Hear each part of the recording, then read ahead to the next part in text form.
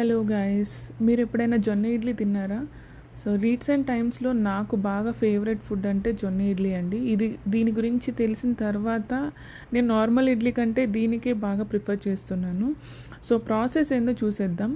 1 cup of ఉరడ్ dal అంటే మినపగుండ్లకి 2 కప్పుల జొన్నలు తీసుకోవాలి. సో రెండింటిని సెపరేట్ బేస్లో నానబెట్టుకోవాలి.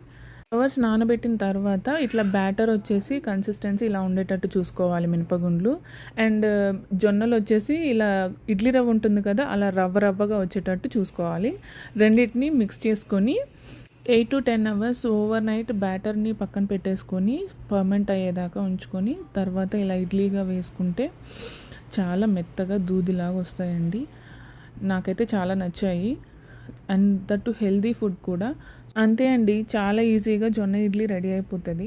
జొన్నల్లో హై అమౌంట్ ఆఫ్ ఫైబర్ ఉంటుంది కాబట్టి సో కాన్స్టిపేషనల్ ఇష్యూస్ కానీ డయాబెటిక్ పేషెంట్స్కి కానీ చాలా ఉపయోగపడుతుంది.